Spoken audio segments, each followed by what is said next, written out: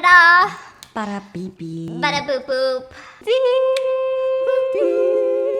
Mukbang. Woo! What is this? Hi everyone, welcome back to my channel. My name is Stephanie and today we are back with another Dun-dun. mukbang. Woo! Okay, so today we're doing pink sauce. But not really. But not really pink sauce, but I made a pink sauce, which is just ranch with dragon fruit, which I don't know how it's gonna taste because it just doesn't really look the most appealing. But I feel like it might just taste like ranch, which is what I'm hoping for. We also have 3 different types of fast food. We've got McDonald's because the mother freaking McRib is back. We also have Taco Bell and some Burger King. So with that being said, Dan, I got a question. I don't know if you want to be here for this. Are you connecting with your partner? Like in a bing bing kind of way? Yeah. Well, I don't have a partner. Oh, okay. Adult fun time is really important to most people's relationships, right? If you're in a relationship, fun time is like very important, right? And I'm not gonna lie, in the beginning of the relationship, anything and everything is exciting, it's new, it's fun, it's fresh. But when you start dating longer and the years start racking it up, 9 years in, you're like, that's what you look like, huh? No, I'm just kidding. You don't do that because you're actually working on your relationship. It's important to actively find ways to make it feel new and exciting for both parties involved. Otherwise, you could potentially fall into a rut. And I'm gonna be honest with you, when I am connecting with my fiance and having fun, that translates into feeling more connected outside of the adult fun time. Like we just feel more in sync with each other. Have you tried Lilo? Have you tried Lilo's Tiani Duo? It's a vibrating couples massager.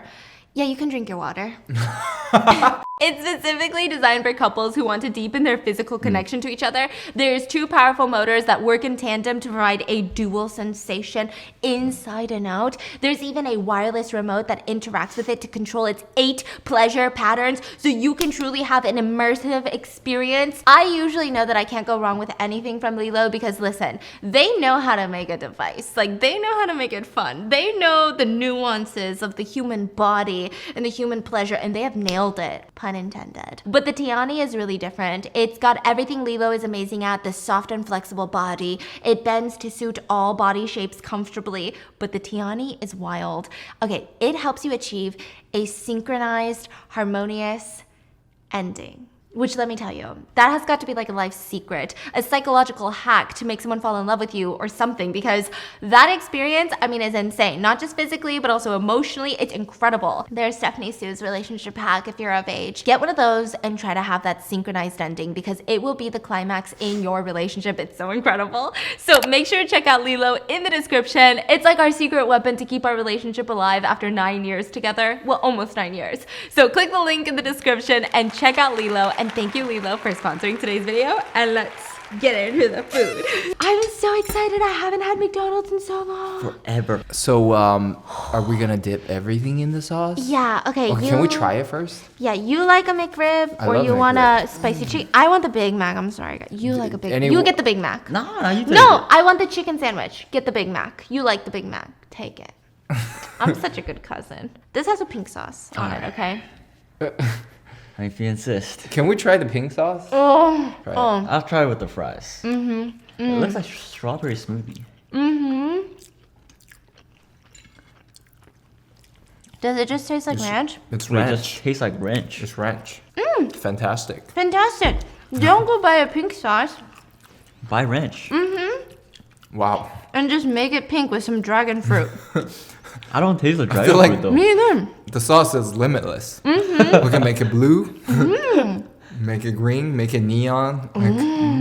We could do it all. Glow in the dark. Maybe not that. Maybe not that. Very good. Okay. You sure? You guys don't want to make rib? Maybe I'll take a bite. I'll take a later. bite. Yeah.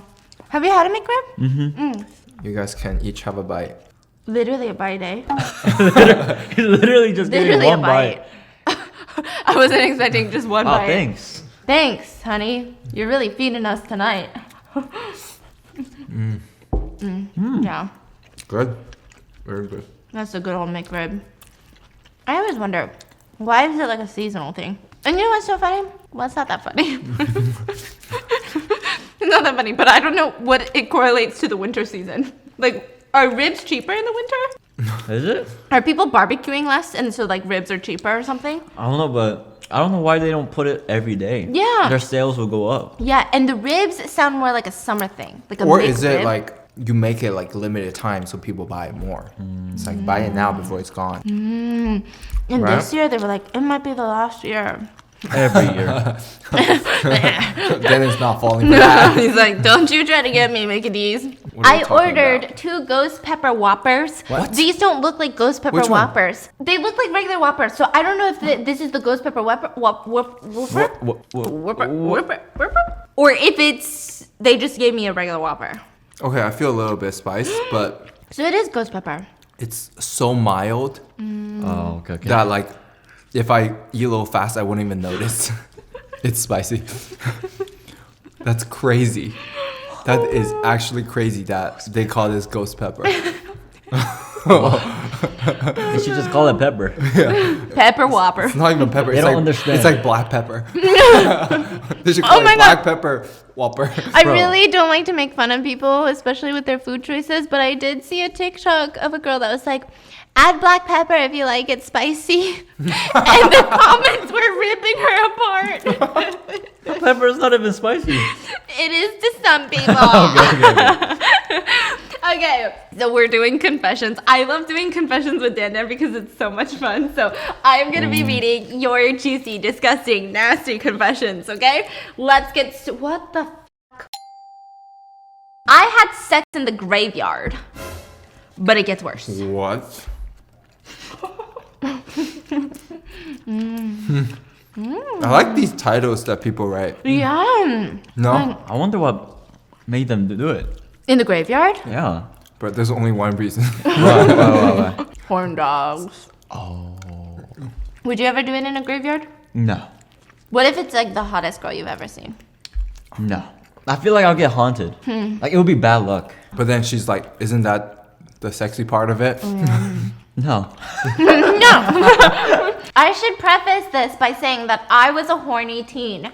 I was a 17-year-old female and had a boyfriend who was 16. Now, he's an ex. At the time, we had no privacy. I live in an Asian household, so doors closed was not an option. And my boyfriend was an immigrant, so he did not have his own room. And so that meant as horny teenagers, we made our own privacy. We were forced to be exhibitionists. I should also say that we were both inexperienced, finding our ways.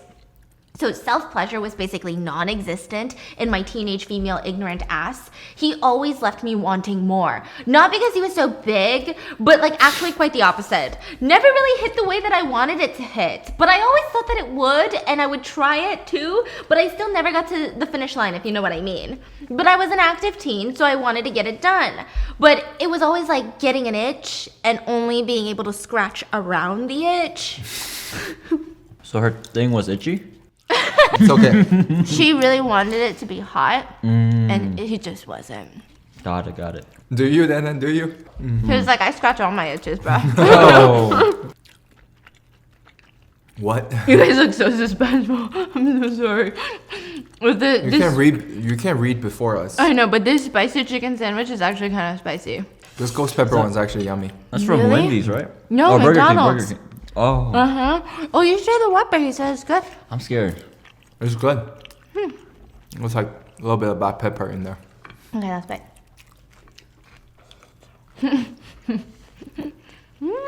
Kind of tastes of spice. A pink chalupa. I like it. But like I said, we had no privacy, and I always wanted to keep trying. So this meant back of the school after hours, on a hike that's empty, in abandoned military bases, fitting rooms, bathrooms, low-rated movies that usually have no people in it anywhere, right? Just a tip if you need. We were horny teens with nowhere to go, so we went at it everywhere we could. But like I said, I was always wanting more. My boyfriend at the time lived in Colma, which is a place literally known to have more dead people than alive. The majority of the city was graveyards. So we would just frequent the graveyards often, just to walk. I have a major fear of zombies, so we often just walked and get where we needed to go. Well, one day, we get off at the bus stop and needed to walk through the graveyard in order to get to my boyfriend's house. I'm feeling more confident than usual, and we decide to stray off the path a little.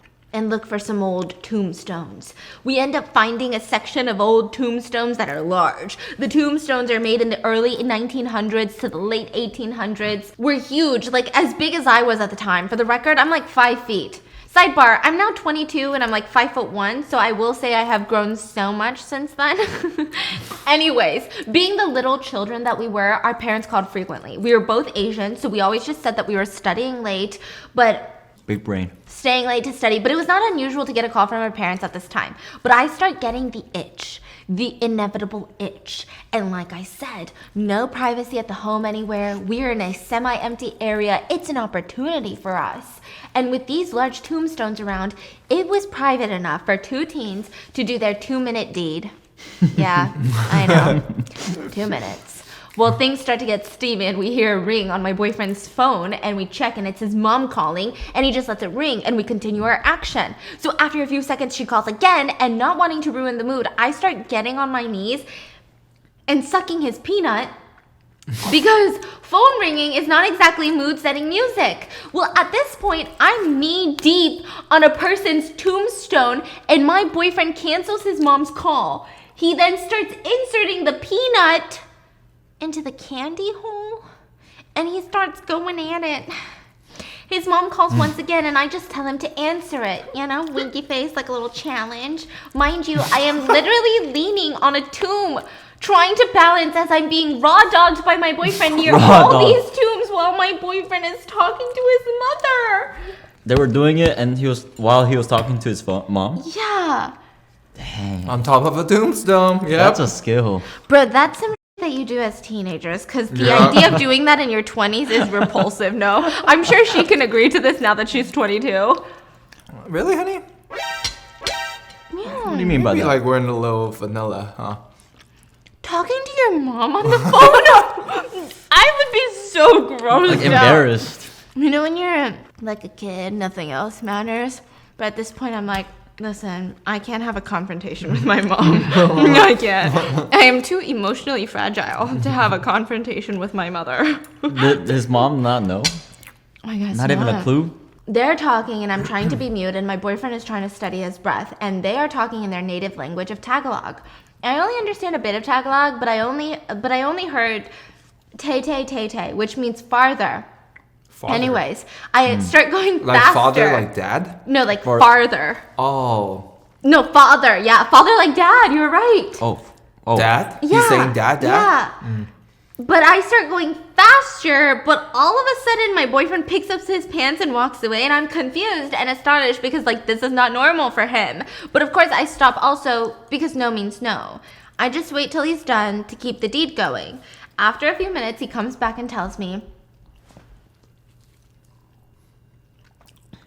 What? his dad just passed away. The te-te-te-te I heard was actually te-te-pete, which means father dead, not father. While I was being raw dogged in the graveyard leaning on a tomb, he found out that his father passed away. Bro, that's Oh. so dark and... You were right. Remember, you're like, I think it's bad luck. Yes. Well, I don't know No, about I don't know about yes. yes. I don't know about Yeah, yes. I mean, He meant You mean no? no. you know what I meant. Yeah. Say no. I don't know. Yeah. No. What a timing though. Wow, and I cannot shake the feeling that the past of our sins and exhibitionist tendencies decided this fate. I felt for a long time that we summoned this by our disrespect, and I'm genuinely so sorry for my actions. But once I was horny, I want to do it, and with nowhere to do it, you make everywhere a place to do it. I could not imagine my boyfriend's father freshly past doing his last rounds, visiting his family before he moves into his past life and he visits his son, raw dogging his girlfriend in the graveyard, receiving the news of his passing. It was like a sick joke. Anyways, I tried to write this before I accidentally deleted it, so I think a ghost probably stopped me from posting it the first time. Wow. And now I'm writing it again. Honestly, I truly enjoyed these videos and thought I'd share a memory I genuinely try to suppress, but wanted to have a juicy confession. Thank you for all the videos and podcasts you make. I truly enjoy the whole family content and everyone in the family. And just a tip for everyone watching and all those getting married and Dan, be respectful to graveyards. Yes, ma'am. P.S. I almost accidentally deleted the story once again and almost had to rewrite this whole thing again. Don't usually do that, but maybe there's a reason this story shouldn't be out. Done. What if we get bad luck now? They're exes now. Do you think that had a play into it? Because I don't know. Wait, I don't know. Say that. Oh, they doing that? Had to play to the like dad? the whole situation. Do you think that played anything in them breaking up? No, don't think too deep. Come on. No, because I'm just wondering, could I ever be able to forget? Like when I look at you, I'm gonna be thinking about us raw dogging it at the graveyard, and my dad just passed away. No, but probably not. Time. Yeah, I would just be really sad and upset and paranoid. Like, so they were raw dogging it? No condiments? No condiments, no pink sauce. What? Just ranch. Wow, I don't even know what to say to that.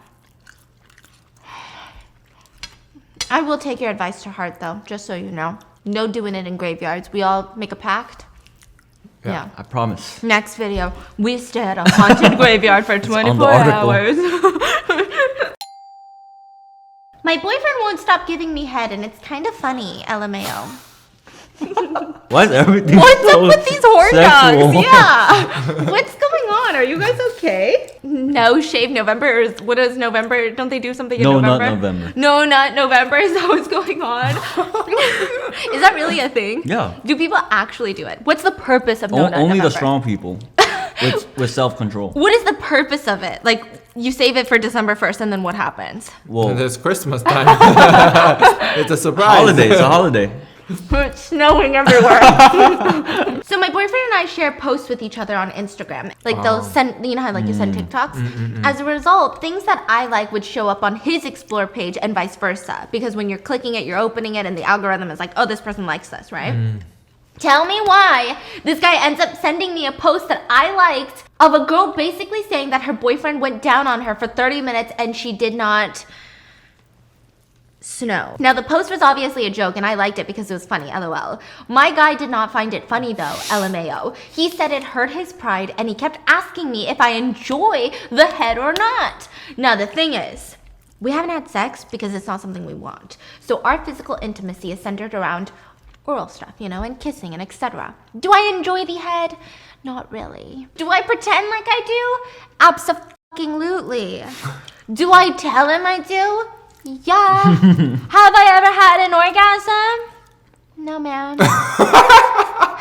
I never even masturbated a day in my life because I don't feel like I ever want to. So yeah, I always lied to him about it, but he noticed that I was lying when he asked me this time. He kept saying, don't tell me if it's good. Don't tell me it's good if it isn't. But why the wouldn't I? Now let's be clear. He's not bad at it. I just don't feel anything. I feel the sensation of touch, but not like the arousal of it. Even when he does stuff to my melons, I don't feel anything. I enjoy kissing, of course, but that's very emotional. But I don't get like aroused by just the act of kissing. Anyway, he's going down on me this one time after the Instagram incident. This guy was literally just licking the Licking what? lips, you know what I mean? No, not November's been hard on this guy. Okay? It's okay. I swear it's not. You'll make it to December 1st, I believe in you. Yeah. He said yeah. He was doing his worst at it. So that if I pretended to enjoy it, he would know that I'm lying. What a smart little Anyways, I caught on quickly because I'm a smarter motherfucker. And I started laughing. Then he started laughing. And finally I said, just stop playing around and do your thing. He smiled. I know he felt happy about what I said because he proceeded to eat me like a hungry lion. Was I aroused this time? No. But it made me happy to see his efforts. The day went on with me fake moaning and things ended well. Now, I might be asexual. I don't know. But I don't want to tell him because things aren't the same in the bedroom when both partners aren't enjoying. Damn. You know what I mean? That's deep. Yeah. I don't mind faking it for now, to be honest. It's actually fun. When the time comes around for us to have sex, though, which is in the distant future, my acting skills will come to life. Damn. I find it so cute how much he tries to have me enjoy it, though. LOL. How does she make this so wholesome? Yeah, like, how did you make it so wholesome? How did you make it so wholesome? Oh, so adorable. She's a warrior. Relationship goals. No, that's I want to good. be like, wow, that's so cute. But then at the same time, I'm like, wait, but is it? I'm so confused. But you got yourself a good one because there are a lot of guys out there that don't even, try. So, wow, okay, the next one just starts really strong. I'm pathetic. What? Whoa. You're not. Well, I don't know. Sometimes you guys surprise me. Like, if you did some twisted shit, please don't let this be some twisted shit, okay? Hey, I don't know if you're ever gonna see this, but if you do, then sorry for bringing down the mood. As I imagine the confessions before this were funny stories. Are you here right now? How do you know this, okay? I'm from Indiana, and I think I might have social anxiety. Wait, what? Why is that pathetic? I don't want to self-diagnose, but in elementary school, I was bullied. It wasn't the worst bullying, of course, because what's the worst an 8-year-old can do, right? I can do some stuff. It was mainly just calling me names like weirdo or poopy head or something like that. I don't really remember much of it, but I remember I didn't have many friends. So no one was there to lift my spirits when he was bad-mouthing me to my classmates. He would also push me around, trip me, pull my hair. To many people, it's not too bad, right? I wouldn't blame you if you thought it was pathetic. Oh, he's doing that because he likes you. I hate that saying. But also, I don't know why you think this is pathetic. It's not pathetic. Whoever told you it was, they need to go S.A.D. But I will never forget the humiliation and pain that he caused me. I would get so anxious in the mornings before school that I couldn't eat anything, or else I felt like I was gonna throw up. I had trouble keeping eye contact, and I stuttered a lot. I stared at the ground all day. That sometime later, when I finally looked up at the sky, I was shocked at how beautiful and surreal the clouds looked, but still, I refused to tell my teacher or my parents. Some people close to me know about my experience, but they don't really know how bad it hit me. I moved schools and it took me 2.5 years to forgive and forget. I was furious at him until COVID hit and we had to quarantine. I know many people's mental health hit its lowest during the pandemic, but I was happy, and I mean happy. I feel sort of selfish since so many people were suffering from the disease, but quarantine meant that I didn't have to leave the house for school or a lot of other social events, even though online school calls gave me a lot of anxiety. And because I was happy, I sort of forgave my bully. But then when we went back to school, with masks of course, I was really anxious that I had the same experience that I did in the past, where I couldn't eat in the mornings without feeling like I might throw up. My heart would just beat so fast when we would pull up in front of the school. And there's this particular group of guys that would scare the living crap out of me. The way that they would snicker and whisper around me just made me so uncomfortable, even if they're not laughing at me. Like, it reminds me of elementary school. So they're like the cool group, which adds more reason to be scared of them. They can talk, and since they have a lot of friends, word can spread if you give them a reason to laugh at you. I freeze up near them, like near the popular kids, and it really reminds me of the guy who bullied me in elementary school. During the classes that I had with them, I find that it's impossible for me to even look in their direction. I remember my first experience with heart palpitations was in 6th grade when my friends would laugh and hang out with each other. I felt left out and lonely like I did in elementary school, and I hadn't experienced it for a while until last year, and it was for stupid reasons. Reasons like people looking at me the wrong way, people snickering or whispering behind me or near me. It didn't even matter if it was about me or not. The heart palpitations would go stronger and stronger until I could finally go home and break down in a room somewhere. I would just cry and cry and cry, and it made me feel pathetic, really. I was scared to wear anything but a hoodie and jeans. I couldn't tie my hair up or take my hoodie off without feeling exposed. When I spoke too fast, scared to take too much of someone's time, and this did not help my stuttering problem at all. I was scared of people thinking I'm weird. Some of my closest friends have never experienced what it's like to be around the real me. I really wish I had the don't take shit from no one type of attitude, but I find myself shrinking during school. Sometimes when something like the slightest bit unfortunate for me happens, I think, what would happen if I killed myself? Not that I would ever, of course. Is it normal to think like that? Wow, it seems so much more real when I type it out like this. To this day, my parents don't know about it. My siblings and friends know about me being bullied, but they don't know how much it affected me. I'm still worried of what people think of me, whether they really like me as a friend or not, but I want to grow. I'm trying really hard to forgive my bully again and move on. I want to focus on myself and my hobbies, even if it's hard to love myself sometimes. That's just how it is, I've been watching your videos for a couple years now, and I really enjoy Dan, Mr. Mango Butt, Tiffany, Andrew, Cindy, yours, and everyone else's company through the screen. It's much more complicated than I could explain, but I'm sharing this because it's been weighing on me for years, and I know you've also had a bullying experience. One that was worse than mine in your younger years. I love you guys. Also, please give any advice if you can. This one spoke to my soul. sometimes the way that I like to think about it is when you're in school or when you're in an environment where you don't even feel safe being yourself, you can't really hate yourself because you're not even able to be yourself. So how can you hate this beautiful person that you're not letting shine? Like, that's not even the real you. This is like the impact of this environment that's like crushing on you. And once you leave that type of environment, I swear to you, the world opens up, and it's almost crazy because when I think back to when I was being bullied, it feels just nonstop, like there's no escape. And there really isn't much when you're in school because what are you going to do? It's not like you can move to a different school or, But once you just get out there, like the amount of amazing people you meet, the amount of like people that you connect with that you meet is just mind blowing. And like, I feel like I felt the same thing when I was in high school, I never got bullied, but I also had like different type of trauma growing up.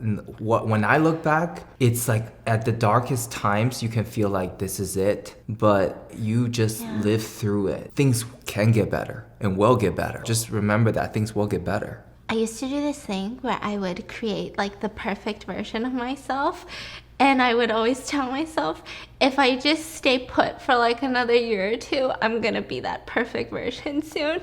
So it's almost like she's my friend, and I'm like, okay, I'm coming. Yeah, so I love you. And like, you know what? People will be whispering and people will be doing these things. Just create a space for yourself in your head that you can go to. That's what I did too. And I don't even know if that's recommended, but like whether it's like you have like this fictional story of like when you're 10 years older or 5 years older and like what's your day-to-day look like. I used to think about that in school. If I ever felt weird, I'd be like, okay, when I have a job and when I'm doing this and when I'm an adult, I'm gonna wake up in this house and like wash my face and like what's my step. And I would literally be so anal about it. I'd be like, oh no, I can't leave because I left the coffee pot on. Like really, yeah, maybe that's not good. That's like a really good escape, but I love you. You got this. What? Why are you guys doing this to me? What? Jesus is one hell of a cock block. Wait, what? Yeah, how did we get here? I'm gonna tell you, reading these confessions sends me on an emotional roller coaster that I can't even explain. It goes like this. Yes! I'm like crying, then I'm giggling, and then I'm crying, and then I'm like, wait, is it okay to be giggling 2 seconds after I'm crying? Because in Korean culture, they said you're gonna get hairs on your asshole if you giggle right after you cry. Okay, before I get into the juicy part, and this is a long story with a lot of weird twists, I have to explain something, but for the sake of everyone's time and sanity, I'll make it short. I have immense religious trauma that I'm still working on through today. It's pretty deep, and I'm talking with a therapist and other things, but in short, Abyss is pretty forked up in the head. Quirky girl emoji. Also, P.S. if there are any mistakes, look over them. I'm writing this while legally enlightened by some happy plants at 4 a.m. And this story begins when I was 7, actually. That's really young. Yeah. I didn't have many friends, and I was a very quiet person, and I stayed to myself most days until one day I noticed a boy. We're gonna call him Greg. Greg is in my class and had been following me around. I noticed him watching me all the time, or suddenly being at lunch. When we had free time, he would always sit next to me. Basically, the more he hung around me, the more comfortable I got, and I learned Greg was a shy kid that didn't have a lot of friends. So obviously, he and I got really close, and both of us ended up being held back together because we were younger than all of our classmates. We ended up making more friends, more as in like 2 more friends, but we always stayed pretty close and talked on the phone all the time. We even knew each other's parents and always had the same classes. But everything starts to change once we hit that dreaded period I wish I could forget, which is middle school. Our classes were switched and we both started to come out of our shells, and we actually made multiple friends. I had even met my best friend to this day at that time, but our new friends weren't really mutual friends, so we didn't even sit with each other at lunch most days. But we were still close and talked every day and, most of the evening on the phone. About halfway into the year, all my new girlfriends, especially my best friend, we'll call her Michelle, they all start telling me that Greg is in love with me and that he likes me. And as middle school girls do, they would tease me about it, being like, ooh, whenever Greg and I talk to each other, and they would all giggle, hi, Greg, whenever he approached me. I never brought what they were saying to his attention because I didn't want him to feel weird or awkward, because at the time I didn't think he liked me. He was my best guy friend and one of my first real friends, and I did not want to mess that up. So I tried to ignore it until the most bougie, most glamorous event of our small town middle school was upon us, the annual spring fling. Let me tell you, you would have thought it was a ball or something, because all the girls in my class were talking about getting their hair done, their nails done, and what kind of dresses they were going to wear, and all the guys, this is annoying, were claiming dibs on which girls they were going to ask. At the time, I thought to myself, I'm probably going to go with Greg. Wrong. I sat at lunch, and I saw him ask another girl. Oof. Come on, Gregory, we gotta talk. All my friends were trying to comfort me and tell me things like, he was too nervous to ask you, or things like that. And I told them, it doesn't bother me. But in truth, I was holding back tears. I ended up going with some other guy that asked me, and it was weird because I didn't have fun until Greg asked me to dance. And Stephanie, when I tell you, my heart started to flutter and both of us were blushing. It was the most... Okay, this is romantic and all, but where's Jesus? Okay, Yeah. Wait, we're gonna get to Jesus, I'm sure. Blushing, and it was the most adorable but awkward experience I ever had. He ended up telling me that the guy that I went with called dibs on me and told him if he had asked me, they would pants him at lunch. They would pants him. Sorry. It's bullying, bruh. He said, but I guess at age 12, that was a huge threat, so I can't be mad, LMAO. After that, he and I went back to our usual, and after summer, we called each other almost every day, and even Skyped every day when he went to Puerto Rico for a month. And that is when I realized that I was developing feelings for Greg. Now, time to skip to 7th grade because this is already too long, and we're only halfway done. I promise all this information is important for the next part. Due to some very big and sad events, I had to move in with my aunt. Now, I was always in church. I went every Sunday and every Thursday. Religious trauma unite. And my aunt was extremely religious. And I love my aunt, but for example, if me and my brother were fighting, she'd be like, do you want me to ask God who's wrong? What? What? You guys relate? Oh, nah. No, I mean, for me, I believe in God, but Yeah. You do or do not? I do. He do. Oh, But, you do? Okay. I mean, I don't ask him who's right or wrong. Yeah. Oh, you don't? Yeah. Have you Yeah. tried? Well, now I will. Yeah. Have you experienced like some really spiritual moment? I did. Really? You Yeah. did? Mm-hmm. Like what? Like, well, not like a serious spiritual. Sure, But sure, like, sure. I asked him like, oh, like, certain situation get better, and it got better. Mine is similar. One time I prayed and I said, Dear God, I swear to God. I mean, I'm sorry if you're religious. I'm not making fun of religion, but this is literally what I was doing. And like, this is funny on me, not religion. Dear God, I swear to you, I will go to church every single Sunday, every single Friday. I will go to church every we single all day. say that. Yeah. I will dedicate my life to Christ. I will dedicate my life to spreading the word of Christ. Please, can I get my period? Oh my god, Please honey, don't what let the me be heck? pregnant. This was like last month, bro. Oh, Shut up! I'm dead serious, dude. Shut up. I do keep praying every time my period is a couple days late. And what's funny is, I'm not pregnant, so maybe God is real. maybe. Yeah, I think about it, and I'm like, you know what? At this point, the sick joke is on me. So did you go to church? No. Okay. At this point, when I do get pregnant, it's gonna be like quintuplets, Oh. okay? It's gonna be all the times that I prayed, and he's like, joke's on you. Yeah. Do you want me to ask God who's wrong? And both of us would get terrified, so whoever was wrong would fess up immediately. But other than that aspect of her, she and I were very close, and she had always told me that I could talk to her when things happened, so I wouldn't be alone. So I did. That was my very first mistake. I told her all about me and Greg and how confused I was because all my friends told me he liked me, but I didn't know for sure that he did. At the time, I was a little girl who had feelings for her friend, and I was terrified that he wouldn't like me back and would never talk to me again. But my aunt, oh, Stephanie, My aunt looks at me, 13-year-old child, and tells me, and this is awful, skull emoji. Sweetie, I know Greg likes you. God told me so. What the? And me being young and raised the way I was, I believed her. And she gave me the courage to ask him out. So what do? I called Greg. And after talking for a bit to work myself up, I asked him, do you like me? And he doesn't respond. He's nervous. And he asked me, do you like me? Me being stubborn and also nervous, I ask him again and I say, it's okay, I already know the answer. He's like, how? Stephanie, I told him that God told my aunt that he liked me. I said that. He gets so weirded out, and then I start to cry because I don't understand what's wrong here. And he tells me that he was gonna go, and we barely spoke after all of that. Oh man. I was devastated, but honestly, I can't even blame him. After that, we basically stopped being friends and I was mortified. We spoke our junior and senior year of high school, but only in the classes that we had together. Like, it was great. We still laughed and helped each other, but the whole time, I really hoped he forgot all about that god-awful time. And even though it wasn't likely to forget such an event, it seemed like he did, so I tried to forget it too.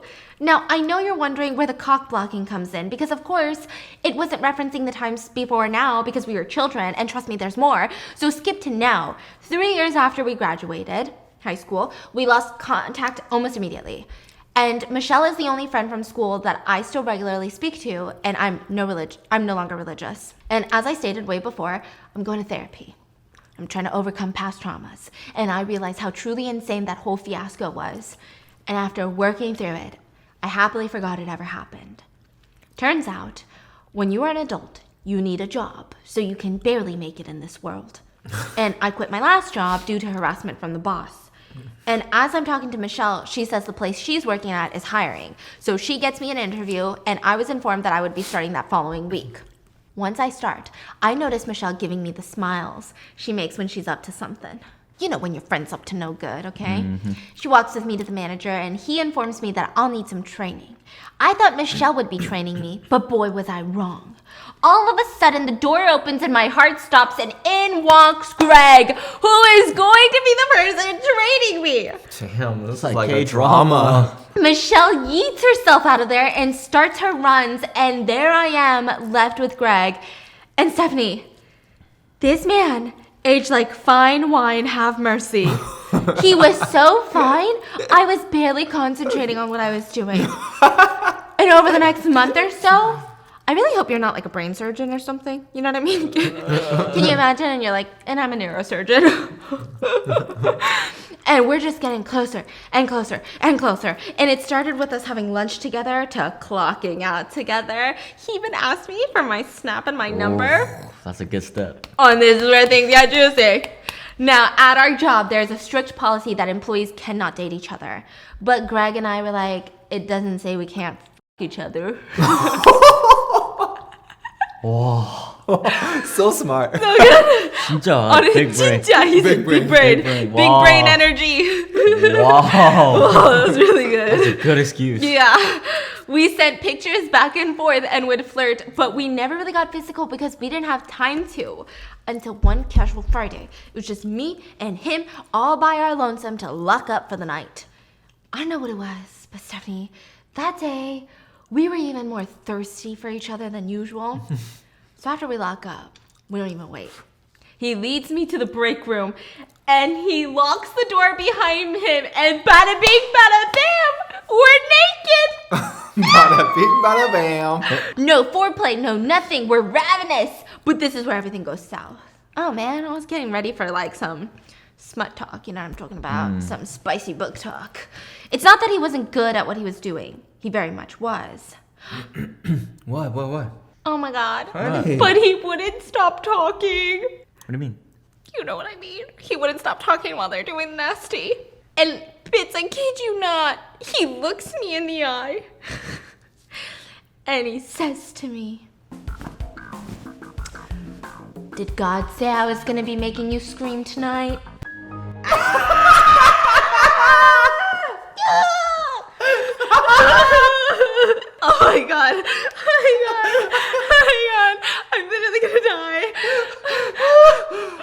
we can discuss. Bro. That's a good one. I wanted to die right then and there, and the whole mood was ruined for me. And right when I thought it couldn't get any worse, the door to the break room opens. Somehow I managed to push him off me and dive behind the counter before I was seen, because I did not want to be seen this way, let alone get away fired. It was a janitor who knew Greg pretty well, and Greg convinced him to not say anything to anyone. And at this point, I'm still behind the counter, and of all the things I could have been wearing, I managed to put my rotten mango crew neck back on. And as the fact that we're with her in this moment, guys. We're with her. Bada bing, bada bam. Bada bing, bada bam, literally, okay? And as I'm getting my pants and boots ready to be put back on too, I look up and Greg walks over to me, still butt-ass naked. Rubbing his hands together. So where were we? Run! Stephanie, I didn't know what I was gonna do, but I knew I just couldn't carry on like nothing happened. So I tell him that I got a text from my sister and she needed me to go to her house because her finger got caught in the garbage disposal. Also, genius lie. He gets dressed and walks me out, and by the way, he had picked me up that day and brought me to work, so he had to drive me home. Woo. Bro. It's gonna be a long ride. I'm getting really stressed for you. And the whole way there was awkward, and he kept talking about how he had always had a crush on me and missed me and is so glad that I'm back in his life. And my body was so tense. I could have diamonds because as if I were cursing all night, that kept playing in my head. What? Did God say I was gonna make you scream tonight? And the whole fiasco from 7th grade was just replaying over and over in my head. And he looked me in the eye, casually laughing, and said, God must have been right about that. He drops me off, kisses my hand goodbye, telling me he can't wait to continue where we left off. Mortified, I called Michelle and told her all about it, and she was cracking up the whole time whilst apologizing for setting me up with him. And I wasn't mad at him or anything, but everything just felt so awkward after that. Like, I couldn't look at him sexually again. If anything, I was just screaming into my pillow, why would he say that to me? But seeing how weird I felt around him now, Michelle being the amazing friend that she was, she talked to the manager and got our schedule switched, and I started to slowly pull away from Greg in a sexual sense. We still talk every now and then, and we're friendly with each other, but I swear, especially after this and what happened in the 7th grade, this will haunt me forever. This was a very long and stupid story, but if you read this whole thing, thank you, and I love you so much, Biss. You, Stephanie, Danda, and Tiffany, and your whole family mean so much to me, and I always know that after a long, tiring day... Okay, I'm just imagining you in the break room and then coming home and watching a video. I know after a long, tiring day that I can always watch your videos and laugh. I'm a loyal follower of both your channels and your podcast. Thank you for always spreading joy and laughter to people like me. You deserve nothing but the best in life. Love you so much. I love you. Wow. But what the fuck? That one is so good. But also, it's always the worst when you're like in the adult time and sometimes they be asking too many damn questions, or sometimes they be talking too damn much. Like during it? Yeah. Like, you don't need to tell me a whole paragraph. I don't know why I'm looking at you. You don't really talk much, but even not during that time, you never really talk much, but... Kinda hot in here. That was insane. I felt like I was on a roller coaster. Thanks for that confession. Yes, thank you so much. I love it. You know what these confessions make me feel like? They make me feel like those midnight radio hosts that are like intimately talking through the microphone, you know? Submit your story. Yeah. It's such a vibe. It's like so so fun. unexpected. Everything has like a plot twist. How was the ghost pepper? Not good? It's pretty spicy actually. Maybe I got the right one? I don't know. No. Is it all the same? Yeah. I think you Mine's just... kind of spicy. We need... Man. Just a forewarning, this is a bit intense and I'm okay and I'm safe now. I'm a 19-year-old girl. I was born in Guatemala and I was adopted by my family 3 days after I was born. My adoptive parents had a son who is 5 years older than me, and they decided that they wanted another baby. So here I am now. My mom was in her 40s when they got me, and my adoptive father was in his 50s. My mom is the most amazing and strong woman that I know. My adoptive father, on the other hand, was not. He never earned the title of father, so let's call him Chad. This story begins before I was born and starts with my brother. When my brother was just a baby, Chad's true colors started to appear when he was angry. And one day, he threw my brother, who was just a helpless baby. He threw his child. Like a newborn? Yeah, like a helpless baby. He always had a temper, and he would step on the dogs they had before I was born and wouldn't feel sorry at all. Well, fast forward to when I'm 5. My mom was on the board of the school that I attended and would have board meetings once a week at night. Side note, I could take showers by myself, and I had my own bathroom with a shower. Well, whenever my mom was gone, Chad would make me take a shower in their room, which had a see-through glass door. He would sit on a rolling chair and watch me shower while he was on his computer watching porn. And it gets worse. When he wouldn't sit and watch me, he would get in the shower too, naked, but he wouldn't shower, he would just clean me, aka molest me while he was naked. It hurt, but I was only 5 and I didn't know it was wrong. This went on for 3 more years. He would always tell me not to tell anyone, and I never did, because when you're 5, you trust your parent to protect you and not to hurt you. When I used the bathroom and he was around, he would wipe me, but he was just really assaulting me and hurting me. During those 3 years, not only did he molest me, but he would hit my brother and curse at him and my mom all the time, and even sometimes put his hands on her. When I was 8 years old, he cheated on my mom. My mom wore the pants in the family and had already taken him back once when I was 3 and decided enough was enough and kicked him out. That's when I told her what he had done, and she broke down crying and hugged me and explained what he had done was very, very wrong. They went on to get a divorce, and my mom went to court for full custody. The custody battle between my mom and Chad lasted for over 5 years. He refused to give up custody and would claim that he was a loving father who was only trying to take care of his kids. He tried to paint my mom out to be the monster, that she was brainwashing us. My brother and I were forced by the judge to see a family therapist and explain to them what happened to us. We went to 3 different therapists, and not one of them believed me when I told them that he molested me and hurt me and my family. They said that we were kids and that we were over-exaggerating and that he was a good father. It's so traumatizing and still breaks my heart to this day that one of those 3 therapists could have ended this custody battle and got us away from him, but instead, they didn't believe the victims simply because they were children. While the custody battle was happening, we lived with my mom at all times. When I was in 3rd grade, Chad would show up at my school when it just got out, and he would corner me and say that he was going to get me and my brother back. I was terrified, and I would sob, and other teachers had to step in and tell him he needed to leave. Throughout the custody battle, there were 3 different twisted judges because they knew Chad's lawyer and automatically sided with him. So much so that for no reason, one of the judges sent my mom to jail for a few hours just because he didn't like her and wanted to teach her a lesson. My sweet mom, who wouldn't hurt a fly, was taken away in handcuffs and stripped because of an abusive Chad in the family court system. The last judge that we had during the custody battle ordered my brother and I to visit Chad every Saturday from 9 a.m. to 7 p.m.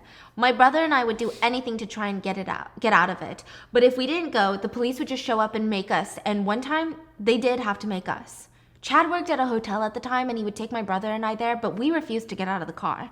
This occurred during the summer, and we live in Florida. Chad would lock us in the car with it off in the hot Florida summer while he went inside for hours.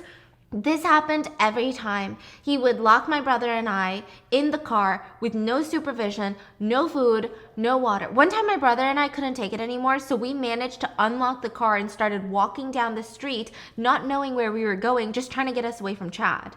Chad's friends saw us and told Chad, and he came running after us screaming and made us get back into the car. This went on for weeks. During this time, Chad was arrested twice for abusing other women, but he was released. It's important to realize that Chad did not care about me or my brother. He wanted money. He dragged this custody battle for over 5 years until my mom named the right price for him. I was in the 6th grade when he finally agreed to an amount of money to give up full custody for my brother and me. That's all we were to him. $signs. My mom got a restraining order against him and for me and my brother until we turned 18. He never tried to reach out or send birthday cards or anything. Once he had his money, he was gone. I was curious, and I looked him up over the years, and on his website it says that he is a proud and loving father of 2, and it makes me sick to read that lie.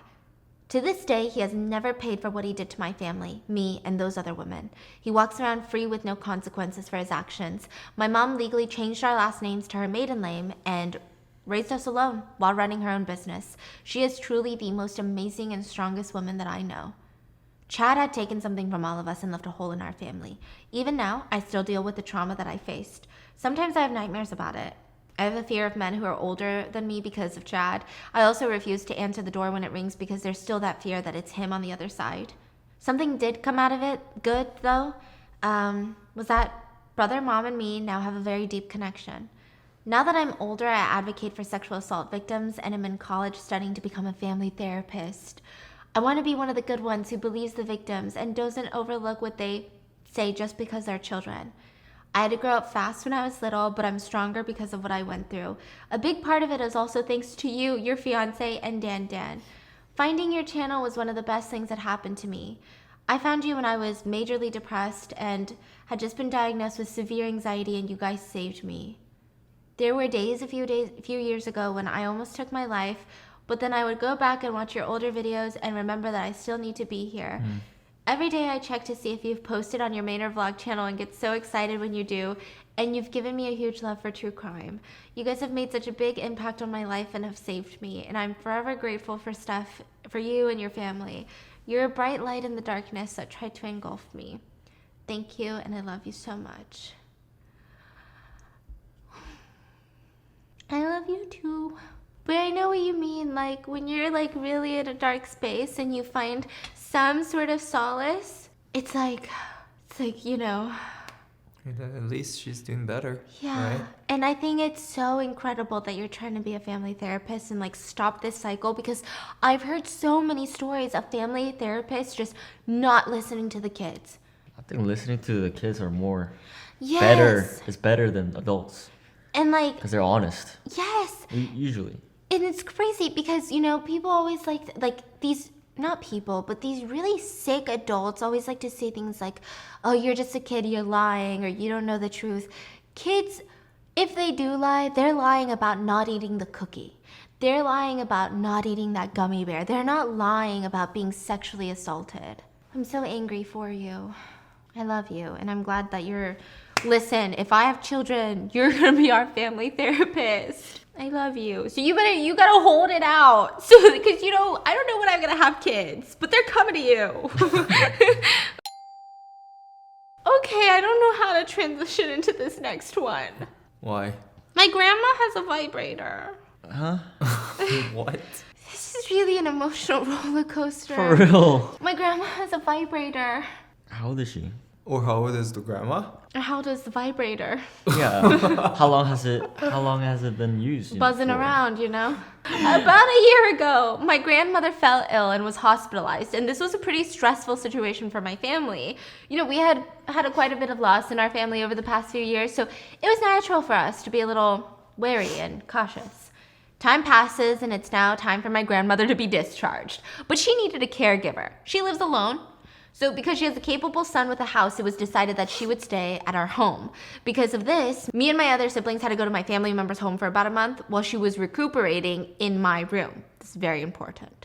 During quarantine, I was bored and burned out, so exploring myself was obviously the right thing to do in this moment.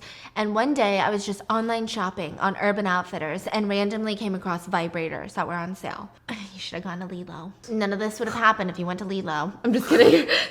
I didn't even know that Urban Outfitters sold vibrators, but I had never had a sex toy before. I'm 20 years old. I was 20 years old, and I was willing to try it out. But yes, they were pretty cheap, only like $15. So I bought a couple of tops and the vibrator, and I anxiously waited for a couple of days. I received it, and I guess I'll spare y'all the dirty details of my fun times. I decided to hide it between the box spring and the frame of my bed. You wouldn't be able to see it without moving the mattress, and it was easy to access, you know what I mean? If I had known about what would happen next, I probably wouldn't have put it there. So I am away from home for about a month. And honestly, I sort of forgot about the vibrator. I mean, I wasn't always thinking about flicking the bean, you know? I had talked to my mom before I'd gotten back home, and she said she wanted to get me new bedding and stuff because my grandma had flaky skin and it was gross. I get home, my parents had gotten me a new mattress. Amazing. But What about my friend that was behind the box spring? Because it was gone. I didn't know what to do, so I didn't say anything. I mean, who asked their parents if they had, hey, have you seen my vibrator anywhere? No. Weeks went by and my dad gets a text from my grandma with a picture of my blue speckled vibrator in her hands, asking what it was and why it was packed in her bag. She even told him that it had batteries in it. I am literally screaming thinking about this. My mom comes to me and is like, do you know what this is? And I sat there looking at her in the picture like, so I just told her. My mom said that she packed in my grandma's bag because she thought it was a massager from my grandma's, So I begged her not to tell my dad because who would want their dad to know that they're pleasuring themselves in the front room? Like, ew. My mom is a real one and told me that she would tell my dad that it was hers. Also, she told me that the vibrator had been sitting on the floor with my grandma's other stuff in the hallway for weeks before she finally put it in the bag and dropped it off. If I had just looked at the stuff in the hallway, this would have all just been avoided. To this day, this haunts me. My mom and I never spoke about this again, but she did leave a tidbit of information before we ended our convo. That feels really different from a penis, right? So which one's better? Yikes. What? Yikes. Mom, what? I don't know where the vibrator is today, but RIP, my blue speckled friend and my pride. This whole story is TMI, but my blue friend has now been replaced with a purple one. Yay. So grandma doesn't have a vibrator. She did. She missed out on the opportunity Dang. to really go at it, you know what I mean? Yeah, listen, when I'm a grandma, you're going to be finding all sorts of Lilos in my... Because you know what? I'm about to die. And I don't even care if I'm traumatizing my grandkids. Just enjoy life. Yeah, like... Pass it down to your grandkid. Make a legacy. Here's my Lilo collection. You never really own a vibrator. You're merely taking care of it for your next generation. Exactly. Yeah, but that's why, grandparents just fart. Huh? I hope you found a new hiding spot for your purple friend. But if you need a new friend, check out the link in the description for the Tiani duo. And if you guys have more of these emotional roller coaster stories, I'm going to leave that linked in the comment and in the description. We literally have so much fun reading your confessions.